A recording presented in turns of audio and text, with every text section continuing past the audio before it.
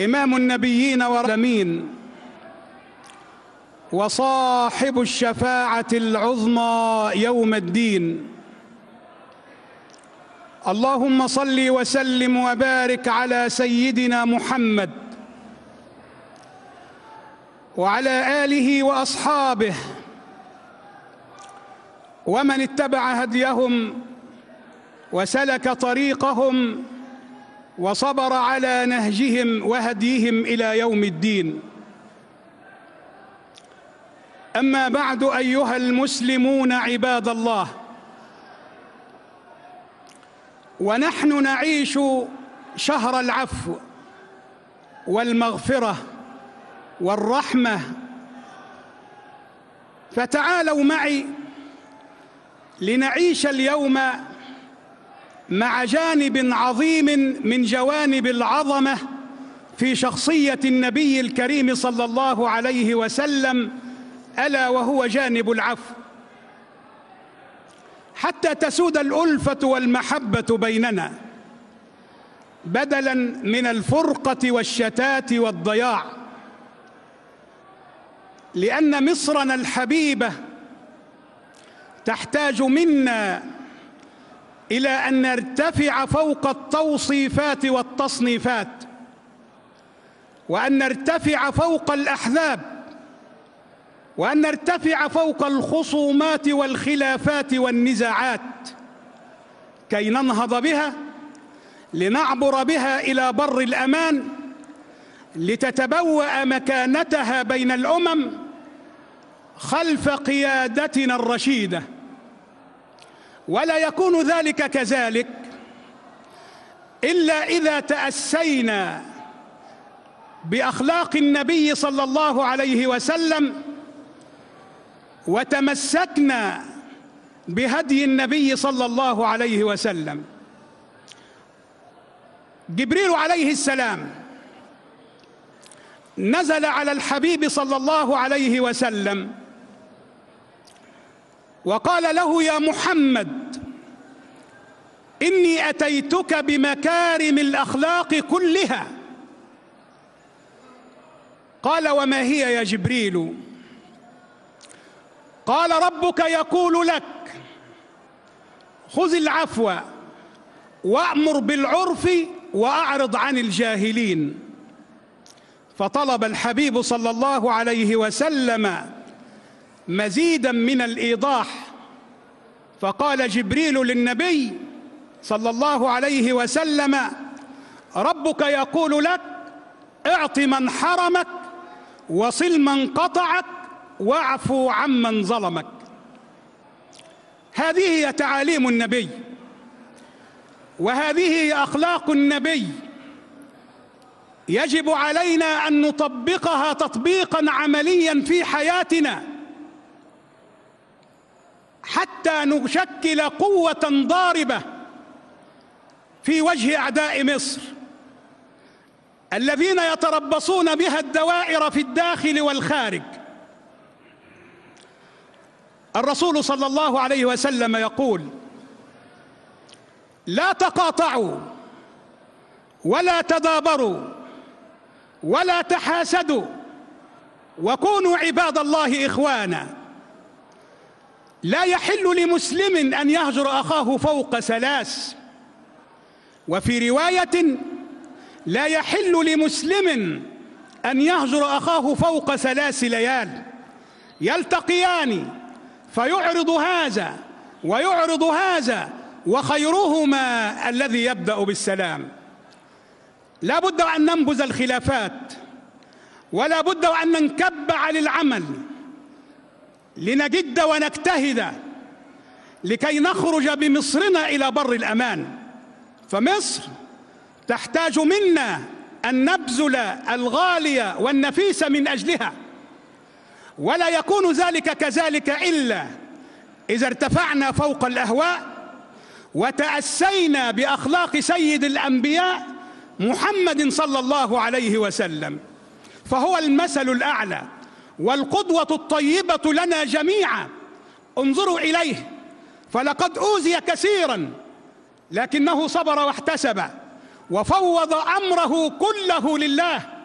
ولما دارت الأيام دورتها وأرسل الله عز وجل إليه وهو بالطائف أمين وحي السماء ومعه ملك الجبال، فسلم الأمين على الحبيب صلى الله عليه وسلم وقال: يا محمد، السلام يقرئك السلام ويقول لك: لقد سمع كلامك إلى قومك وسمع ردهم عليك، وقد أرسل معي ملك الجبال لتأمره بما تشاء.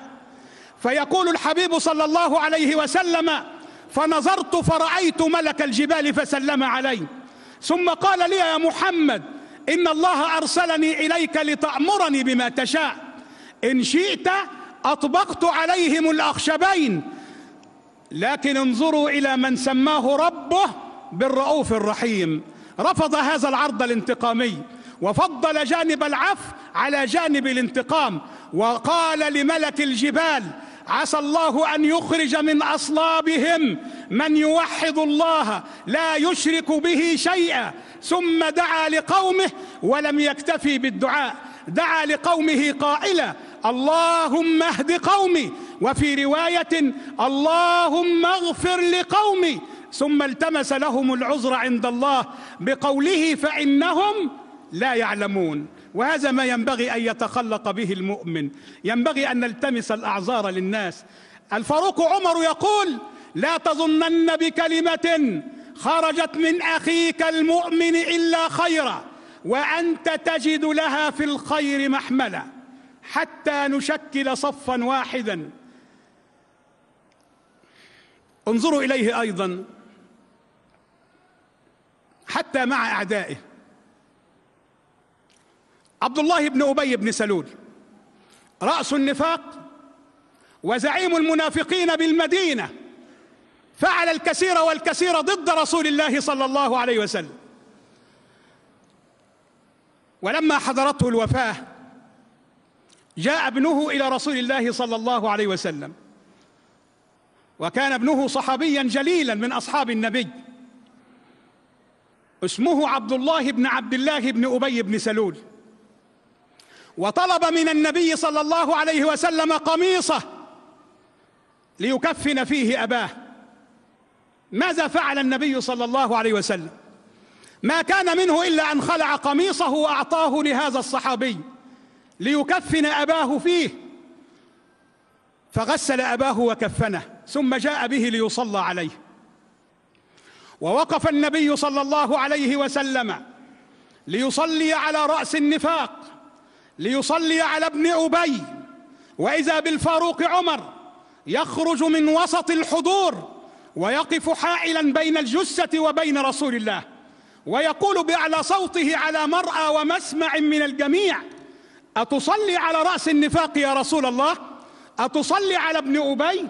أنسيت يوم كذا؟ أنسيت يوم كذا؟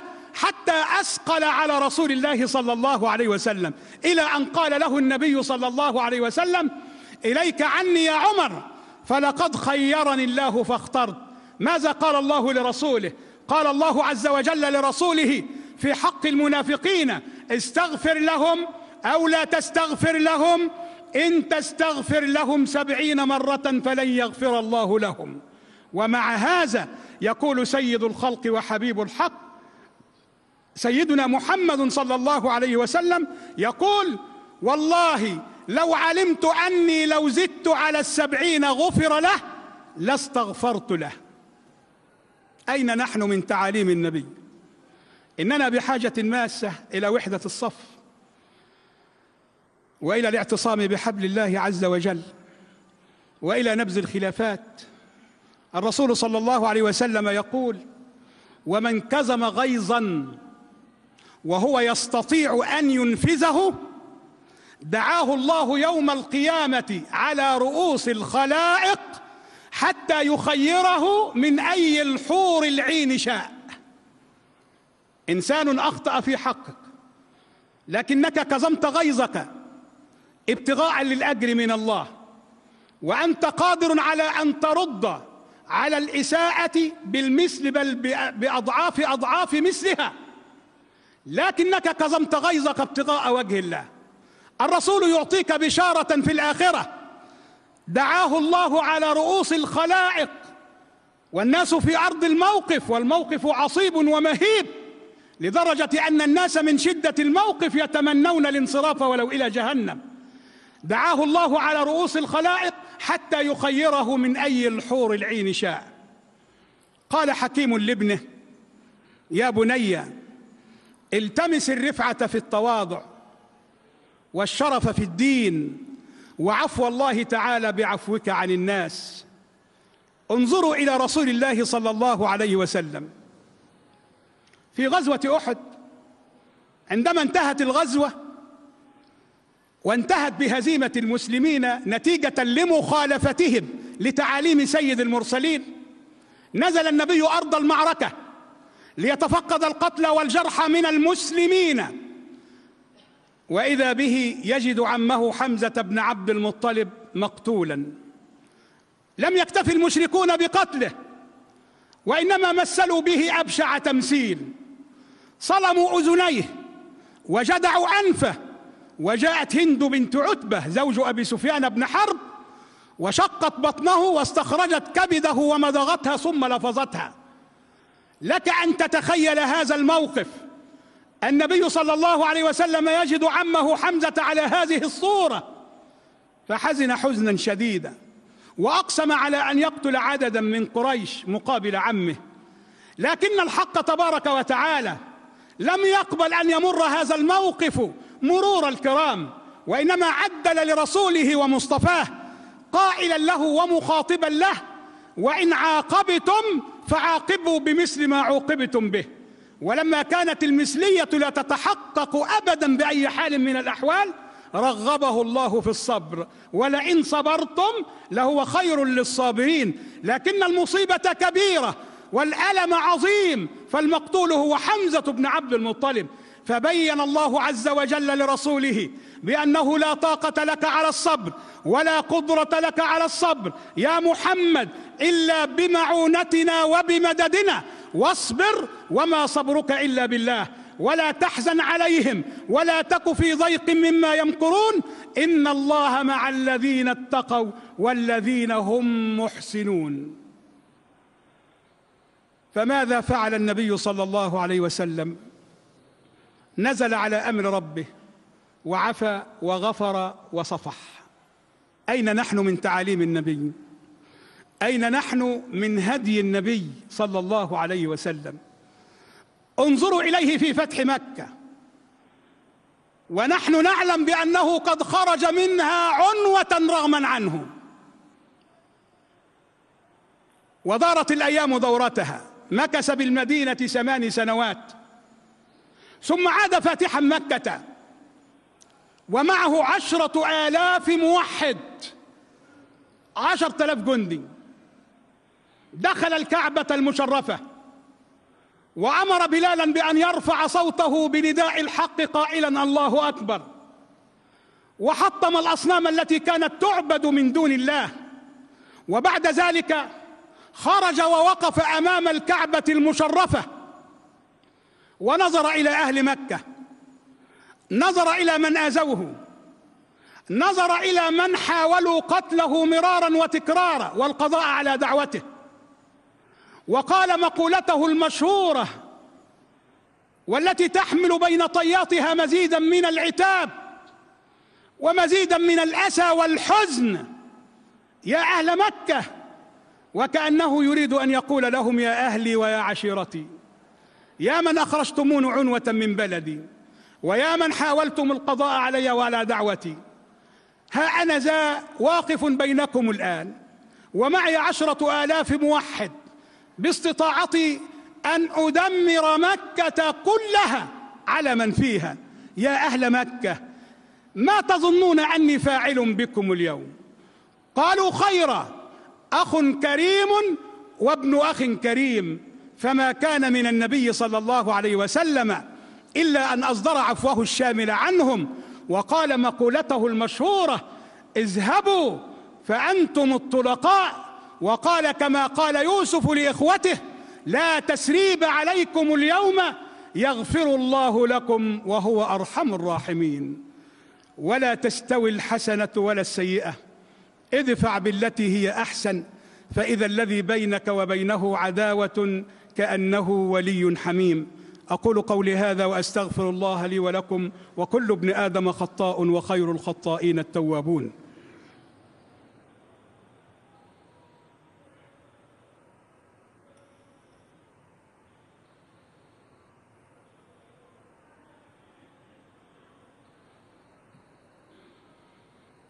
الحمد لله رب العالمين،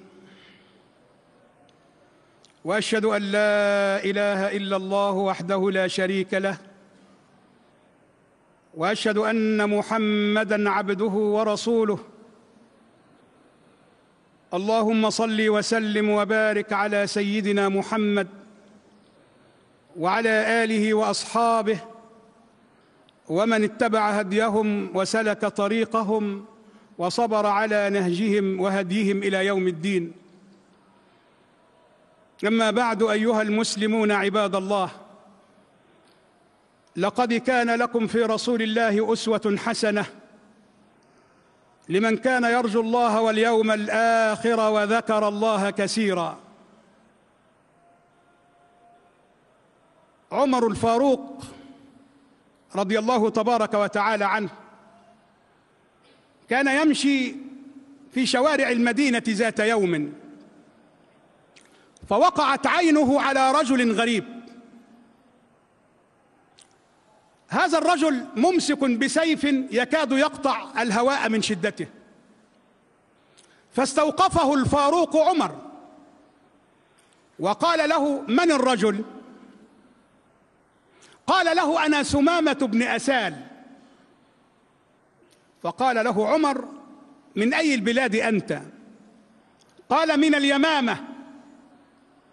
قال: وما الذي جاء بك إلى هنا؟ اسمعوا. قال: جئت لأقتل محمدا. يقولها لمن؟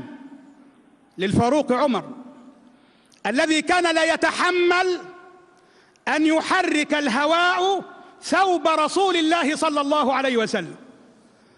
تقول ماذا؟ قال: جئت لأقتل محمدا. فأخذ السيف منه ولببه بثيابه وربطه بعمود من أعمدة المسجد، ثم ذهب إلى سيد الخلق صلى الله عليه وسلم وقص عليه ما حدث وما كان من أمر هذا الرجل. وجاء النبي صلى الله عليه وسلم والفاروق إلى جواره ممسك بسيف هذا الرجل، وعين الفاروق على فم النبي في انتظار كلمة واحدة: اقتله يا عمر، قبل أن ينتهي النبي من كلمته تكون رقبته قد سقطت على الأرض. ودخل النبي المسجد فوجد الرجل مكبلا بالحبال، فأخذته الشفقة والرأفة والرحمة به، ثم قال لمن حوله من أصحابه: هل قدمتم له طعاما؟ اسمعوا يا سادة كي نتأسى بأخلاقه. الأمة بحاجة إلى التساند لا إلى التعاند. الفتنة نائمة لعن الله من أيقظها. هل قدمتم له طعاما؟ قالوا: لا يا رسول الله. قال: اذهبوا وأتوا له بطعام من بيتي. وهو يعلم تمام العلم أن هذا الرجل ما جاء إلا لقتله، وبالرغم من هذا كله يأمر له بطعام وبشراب من بيته. فجاءوا له بالطعام وبالشراب. أكل الرجل وشرب، وبعدما أكل وشرب عرض عليه الرسول صلى الله عليه وسلم الإسلام فرفض. فما كان من النبي صلى الله عليه وسلم إلا أن قال لأصحابه: حلوا وثاقه، أي أطلقوا سراحه. وفي هذا يقول القائل: وإذا عفوت فقادرا ومقدرا لا يستهين بعفوك الجهلاء، وإذا غضبت فإنما هي غضبة للحق لا ضغن ولا شحناء، وإذا سخوت بلغت بالجود المدى وفعلت ما لم تفعل الأنواء، وإذا خطبت فللمنابر هزة تعدو الندي وللقلوب بكاء، وإذا أخذت العهد أو أعطيته فجميع عهدك ذمة ووفاء، وإذا رحمت فأنت أم أو أب هذان في الدنيا هما الرحماء، يا من له عز الشفاعة وحده وهو المنزه ما له شفعاء، عرش القيامة أنت تحت لوائه والحوض أنت حياله السقاء.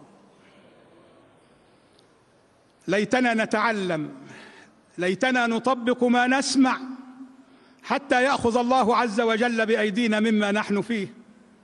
مشى الرجل حرا طليقا بضع خطوات ثم عاد مرة ثانية ووقف أمام النبي صلى الله عليه وسلم وقال بأعلى صوته أمام الحضور: أشهد أن لا إله إلا الله وأشهد أنك رسول الله.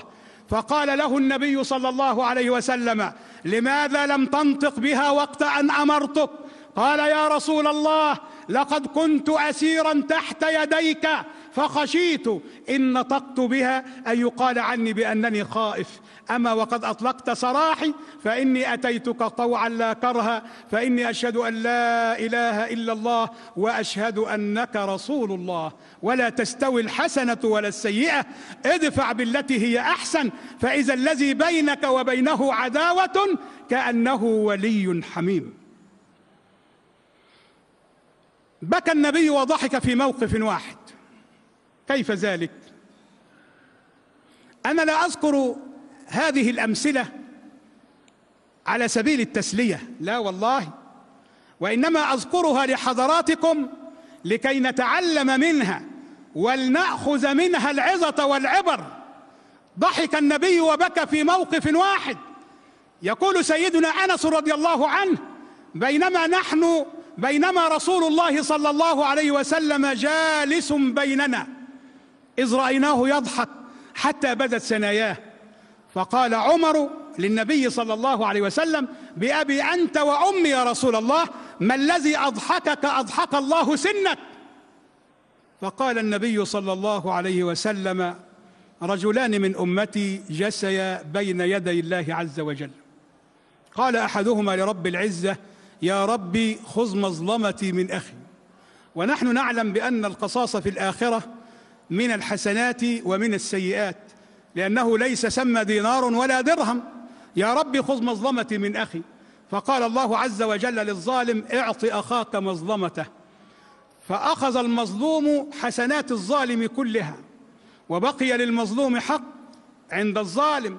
فقال: يا رب خذ مظلمتي من أخي. قال الله عز وجل للظالم: اعط أخاك مظلمته. فقال الظالم: يا رب لم يبق من حسناتي شيء. قال الله عز وجل للمظلوم: كيف تصنع ولم يبق من حسناته شيء؟ قال: يحمل عني من أوزاري.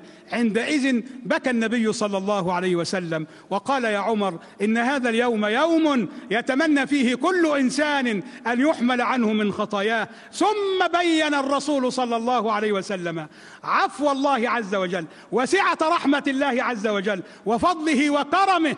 قال الله عز وجل للمظلوم الذي له حق عند ظالمه: انظر يا عبدي في الجنان. فنظر فيها فوجد فيها قصورا من ذهب ومدائن من فضة، فتعجب وقال: يا ربي، لأي نبي هذا؟ أو لأي شهيد هذا؟ أو لأي صديق هذا؟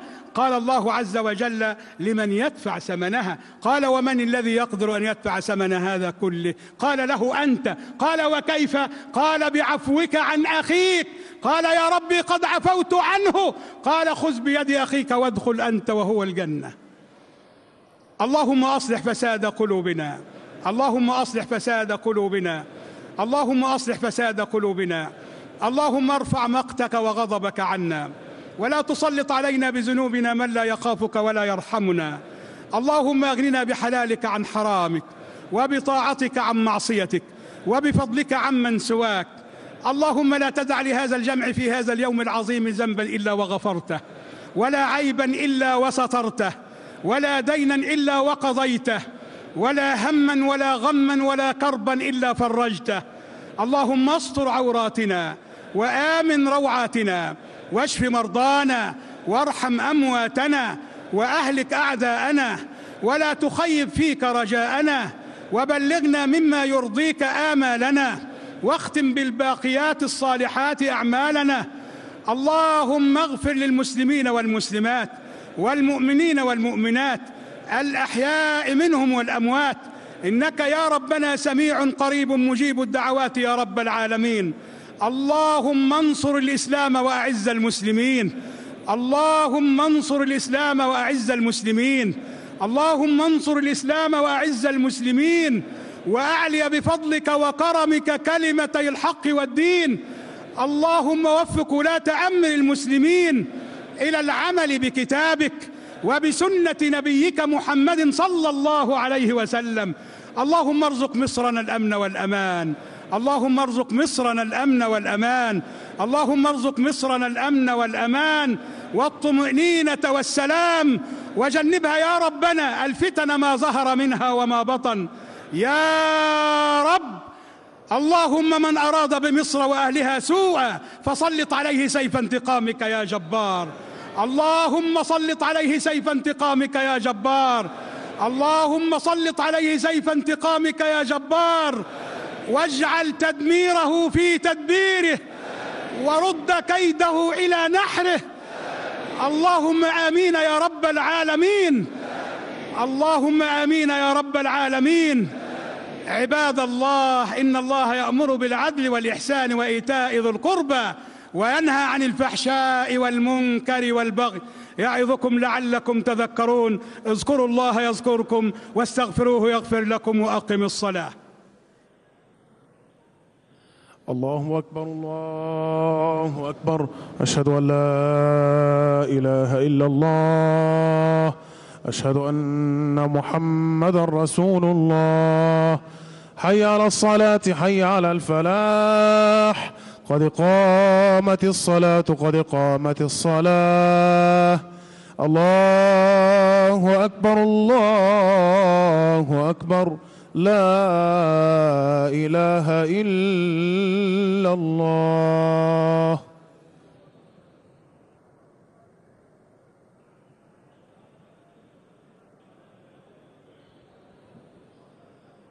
استقيموا يرحمكم الله، استقيموا وسووا صفوفكم، فإن تسوية الصف من تمام الصلاة. استووا.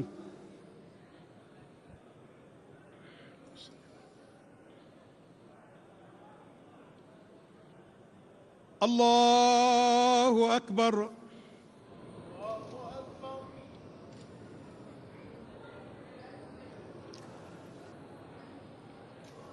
بسم الله الرحمن الرحيم. الحمد لله رب العالمين، الرحمن الرحيم، مالك يوم الدين، إياك نعبد وإياك نستعين، اهدنا الصراط المستقيم، صراط الذين أنعمت عليهم غير المغضوب عليهم ولا الضالين.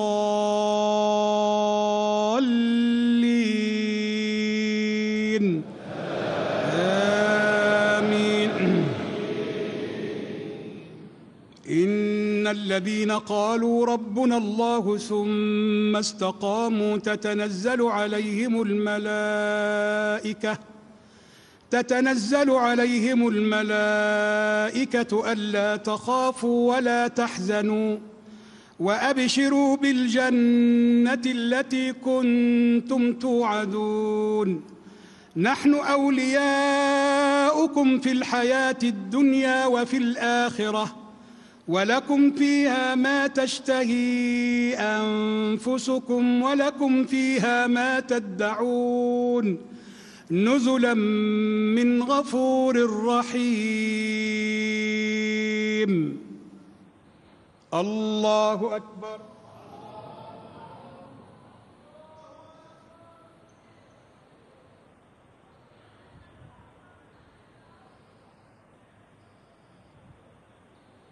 سمع الله لمن حمده.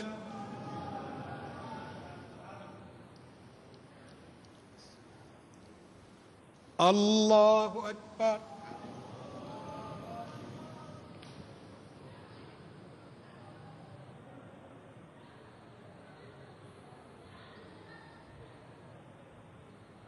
الله أكبر.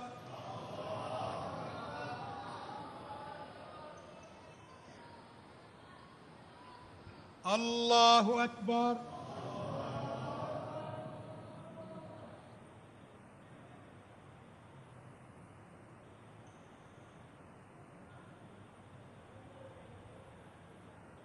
الله أكبر.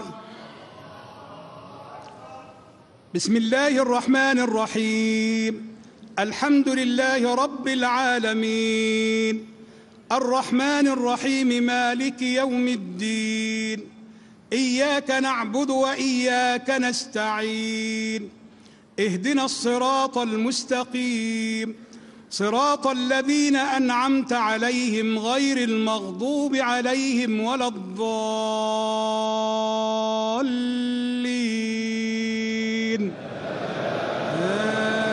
آمين.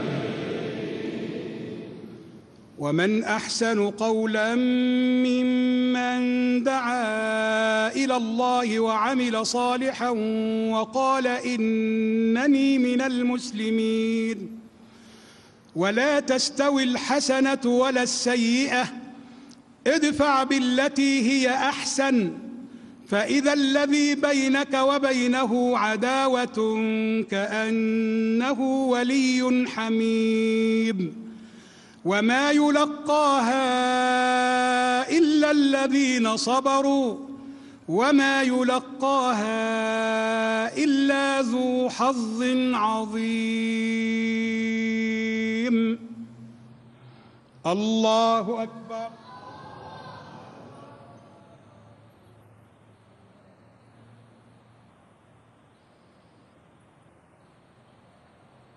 سمع الله لمن حمده.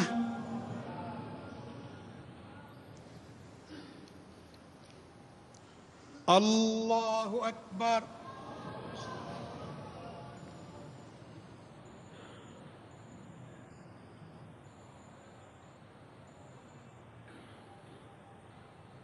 الله أكبر.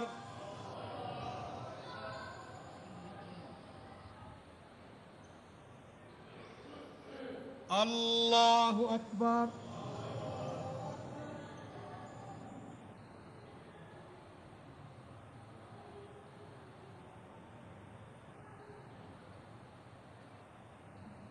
الله أكبر.